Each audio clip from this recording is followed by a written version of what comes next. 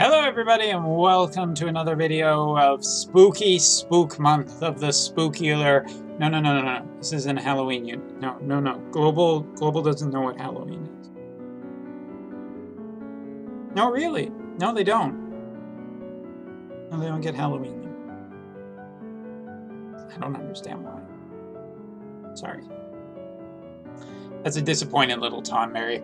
Anyway, welcome to another global video, and this one is going to be talking about the brand new stuff coming to global this week. Just a little bit of advice as well as just a little bit of talking points, and then we'll be on our way. So first of all, let's talk about the fact that it is the Take on the Behemoth raid. The Behemoth King raid is actually one of my more favorite raids. And I know that's kind of weird because people are like, wait, you like raids? And it's like, sometimes yes. So yeah, when we're talking about the raid, the King Behemoth raid, if you look at the information in-game, which of course you can, Dark Beast, weak to piercing attacks. There are plenty of different units out there that do have piercing attacks. In terms of element, obviously light is particularly strong, but this raid is just particularly open to a lot of different units. You can potentially bring a fair amount of light units and still do really well. You can potentially bring a lot of different spear units and do really well. But most importantly, this is one of the few raids that you can still time steal, and that is definitely a huge point of celebration. Mainly because I think that in the near future, you're going to see a lot of different raids that are going to be quite a bit more tricky in terms of having status effects, and in terms of also the fact that it's just kind of much more specific in characters. There's a lot of different reasons why I think future raids are more difficult than this one.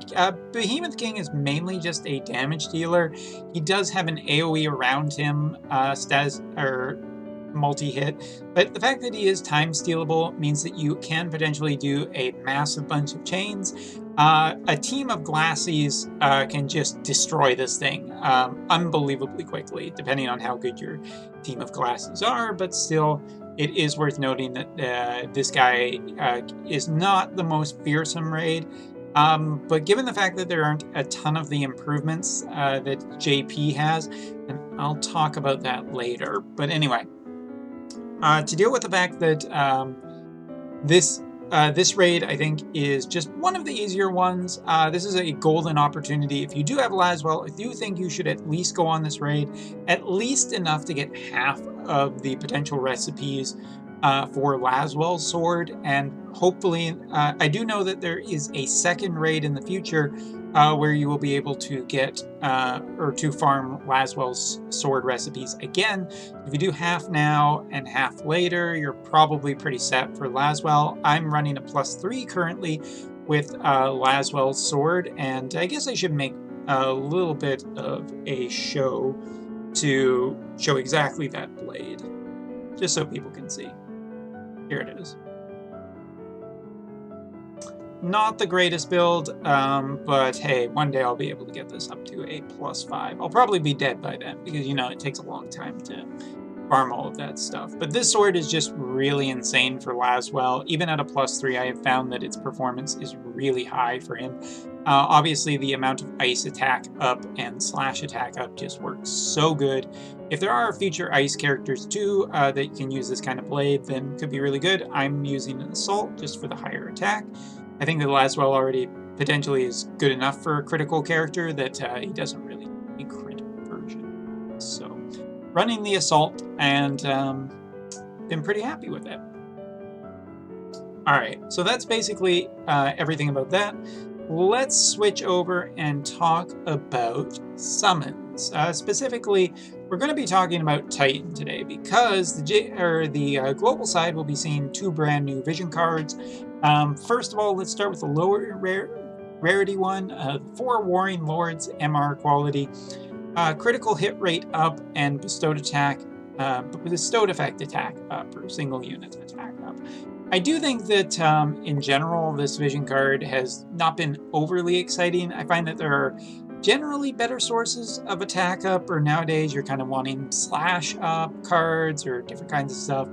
The Warring Lords is definitely a good cheaper card, will be easier to max out, so that might be good for some people out there who are still looking for that kind of vision card. In general, I haven't found it incredibly amazing. I'm not super interested in the Four Stooges, although there are like 5 Stooges very clearly on that card. So moving on. And last but not least, let's talk about the fact that Titan will be coming to the game, and Titan's vision card as well. Raging Earth Titan. Acquire the vision card and you'll get the Esper along with it. Party ability is Man-Eater up upon physical attack. This is just an good alternative. Well, it's basically the Spear alternative for... it's the Spear alternative for the Odin card. Odin was kind of more focused on slash in general, and this is just more focused on Spear. But either way, 2 very good different summons in different elements and categories. Activation requirements for the limited bestowed effect of water and earth units with Spear equipable main jobs, attack up. So this card works well with earth units, with Spear equip, and I'm trying to think, I guess it's Eileen and Glassy. So I think this the vision card itself is particularly fringe, but I do not think that Titan, on the other hand, isn't. Titan summon attack deals earth damage L targets within range, chance of inflicting immobilize for 3 turns, and it activates map effects, of course. Like, the vision card itself is very, like, basically it's a Glassy vision card, kind of. You're going to essentially want to put it on her, or potentially put it on Eileen if you're a true madman, and God bless you for just supporting that character. I mean, it isn't that bad, but he isn't that spectacular, so I admire dedication. But continuing on, the real prize always is the Esper. And last time I made a comment about Fenrir, people didn't take very kindly to it. And let me put it this way.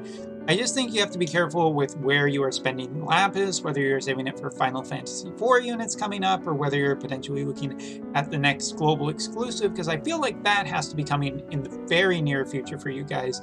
Since you haven't really gotten anything, and Halloween's right around the corner, I'd love to see Global get a Halloween-specific unit. Potentially with Skull or something. Maybe we'll get a Halloween Skull. I don't know.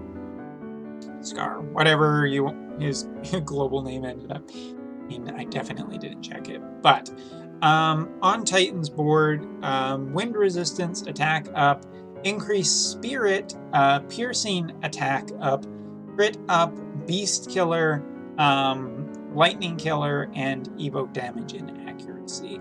But Titan is just a very, very, very, very powerful summon. As you can see, I've gotten mine up to level 76. Out of 80, he has sporting about 821 HP and 95 attack, which I do believe is one of the stronger attackers in the entire game. Just to take a quick peek at where Odin is. Yeah, Odin's like 80, for example. Golem's 85. Ifrit's 94, so that's probably his biggest competition, but Titan is just generally powerful.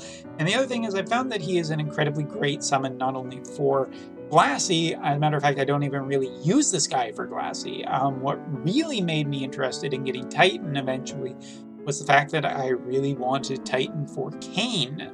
Kain, I have been running quite a few spear units for a while now, and definitely I would say that Siren does not fit the bill for really being the one that I want to use that on.